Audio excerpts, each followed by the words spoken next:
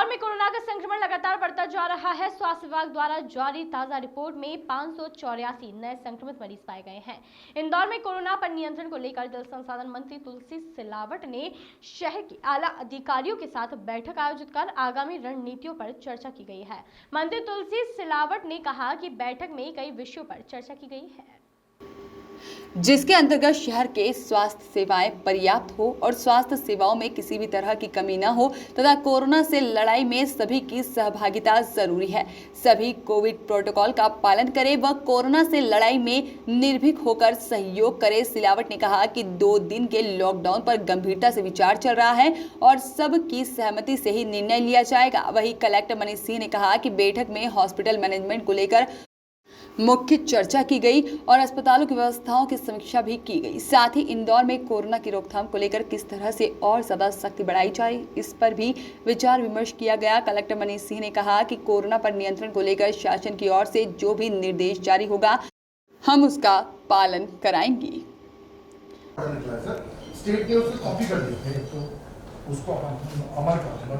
माननीय मंत्री जी के द्वारा पूरा रिव्यू किया गया। अस्पताल मेन फोकस हॉस्पिटल मैनेजमेंट पे था, प्लस क्या रेस्ट्रिक्शन शहर में और होने चाहिए।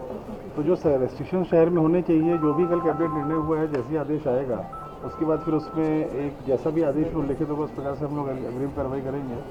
अस्पतालों में डीन साहब भी थे, सुपर स्पेशलिटी पे कुछ स्टाफ का बढ़ाने को मसला था, तो आयुक्त महोदय, संभाग आयुक्त महोदय भी थे, उन्होंने तत्काल ही वहीं पर अप्रूवल दिया डीन साहब को और वो भी आज से क्लियर हो जाएगा। तो अभी वहाँ पेशेंट्स 169 है और टोटल 366 कैपेसिटी है और कुछ एडिशनल स्टाफ नर्स की आवश्यकता है, तो वो भी सेंक्शन हो गया। 360 से तो पहुँच हो सकेगा।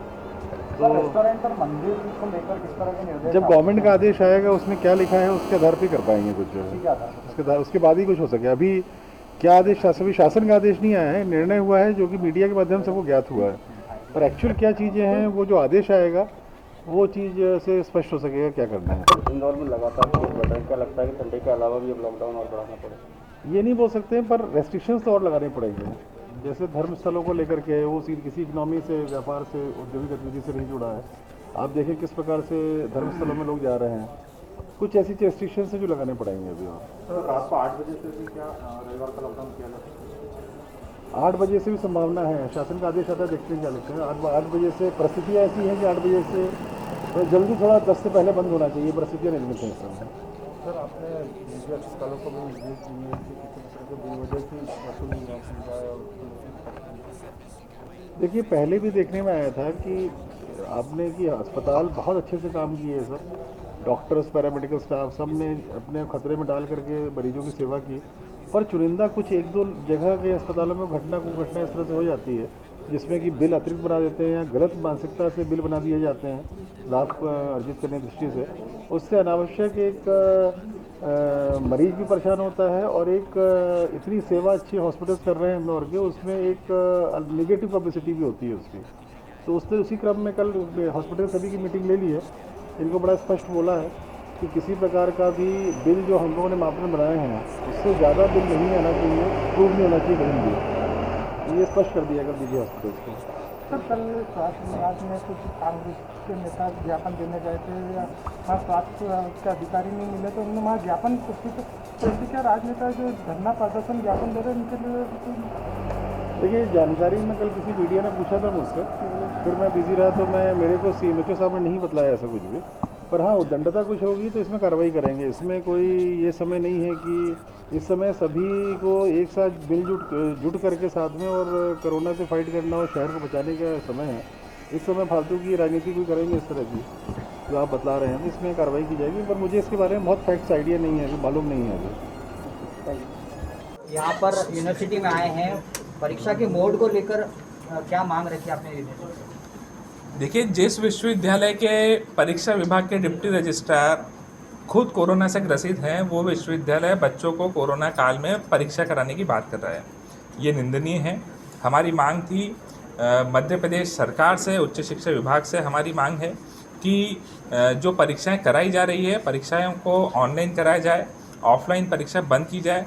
बच्चों के जीवन से खिलवाड़ कर कोई परीक्षा हो, ये हमारे देश के भविष्य के लिए ठीक बात नहीं है, सही निर्णय नहीं है। इसी के संदर्भ में आज विश्वविद्यालय में लगभग इंदौर के सभी कॉलेजेस के छात्र प्रदर्शन करने के लिए आए थे। एनएसयूआई ने अपना समर्थन उन्हें दिया है और विश्वविद्यालय ने हमारी मांग स्वीकार करके फिलहाल परीक्षाओं को आगामी 7 अप्रैल तक के स्थगित किया है। क्या मोड चेंज करने की बात हो रही थी या फिर केवल परीक्षाओं की तिथियां आगे बढ़ाई? फिलहाल परीक्षा की तिथि आगे बढ़ाई गई है, लेकिन हमारी मध्य प्रदेश के मुख्यमंत्री शिवराज सिंह चौहान जी से उच्च शिक्षा विभाग से ये मांग है कि मध्य प्रदेश में विश्वविद्यालय की परीक्षाएं ऑनलाइन कराई जाए। ओपन बुक की भी मांग आपकी? बिल्कुल, ओपन बुक की भी मांग है। छात्रों के भविष्य की अगर सरकार को चिंता है तो छात्रों के जीवन की चिंता भी सरकार की ही जिम्मेदारी है। तो सरकार को पहले छात्रों के जीवन की जिम्मेदारी लेना चाहिए, उसकी चिंता करना चाहिए, उसके बाद परीक्षा की ओर आगे बढ़ना चाहिए। विश्वविद्यालय प्रबंधन ने आपके सामने 12वीं और एमपीपीएससी के एग्जाम तक का एग्जाम्पल रखा है, उसको लेकर किस तरह की स्थिति अगर फिर आगे नहीं बढ़ाया जाता? देखिए, विश्वविद्यालय से लाखों छात्र परीक्षा देते हैं, लाखों स्टूडेंट विश्वविद्यालय के छात्र होते हैं और लाखों की संख्या में जब छात्र परीक्षा देने के लिए जाता है तो निश्चित तौर पर स्थिति भयावह होगी। और विशेष तौर पर इंदौर में जो कोरोना की स्थिति है, एक आम आदमी घर से निकलने में डर रहा है, अपने परिवार की चिंता कर रहा है, अस्पतालों में मरीजों के लिए जगह नहीं है। इस परिस्थिति में परीक्षा कराना और छात्रों को कोरोना से ग्रसित होने के लिए प्रेरित करना गलत है। कुछ हड़ताल भी हुई तौर पर मैं पहले एक छात्र नेता हूं, बाद में विधायक हूं, तो अगर छात्र के हित में बात नहीं होगी तो हमारी जिम्मेदारी है कि हम छात्रों की लड़ाई लड़ें। लड़ाई लड़ते आए हैं और लड़ाई लड़ते रहेंगे। 2 गुट भी देखने को मिल रहे हैं। यूथ कांग्रेस यहाँ पर भूख हड़ताल कर रही है, एनएसयूआई अलग प्रदर्शन कर रही है, क्या कहीं कोई 2 गुट नहीं है। पूरी कांग्रेस पार्टी एक साथ है, एकजुट है, एक जाजम पे है और सभी लोग अभी विश्वविद्यालय के अधिकारियों के साथ हमारे जावेद भाई का भूख हड़ताल खुलवाने के लिए जाएंगे। एक ही मुद्दे पे 2 प्रदर्शन अलग अलग तरीके से आमने सामने, तो ये तो कहीं ना कहीं दर्शाता है कि गुटबाजी। देखिए, मध्य प्रदेश में इस समय फिलहाल 50 प्रदर्शन हो रहे हैं। इंदौर में अलग हो रहे हैं, देवास में अलग हो रहे हैं, भोपाल में अलग हो रहे हैं और हर एक युवा नेता, हर एक छात्र नेता छात्रों के साथ खड़ा है और पूरी कांग्रेस पार्टी एक है। विपिन, ये देखने को मिल रहा है कि आए दिन जो छात्र हैं वो उग्र प्रदर्शन कर रहे हैं। एग्रीकल्चर कॉलेज के जो छात्र हैं वो भी लगातार अपनी मांगों को लेकर प्रदर्शन कर रहे हैं, लेकिन चाहे हायर एजुकेशन हो या फिर संबंधित मंत्री हो, वो भी उनकी सुनाई नहीं कर रहे हैं और यहाँ यूनिवर्सिटी में भी यही चीज़ देखने को मिल रही है। मध्य प्रदेश सरकार के सभी मंत्री भ्रष्टाचार में मस्त हैं और किसी भी मंत्री को या सरकार को या मुख्यमंत्री जी को छात्रों के भविष्य की चिंता नहीं है, उनके जीवन की चिंता नहीं है। सब लोग नोट कमाने में व्यस्त हैं। हम इसकी निंदा करते हैं और मध्य प्रदेश के सभी छात्रों के साथ एनएसयूआई कंधे से कंधा मिलाकर उनके साथ लड़ी है। कृषि छात्रों के आंदोलन को लेकर क्या कहेंगे आप? पीईबी को भंग करने की मांग कर रहे हैं वो लोग, क्या कांग्रेस समर्थन देगी इनके आंदोलन की? देखिए, एनएसयूआई छात्रों के साथ थी, छात्रों के साथ है और छात्रों के साथ रहेगी।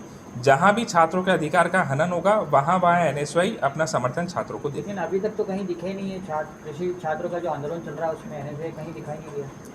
ग्वालियर और जबलपुर में कृषि विश्वविद्यालयों में एनएसयूआई लगातार आंदोलन कर रही है और कृषि के छात्रों की लड़ाई लड़ रही है। Bureau report, voice of rights.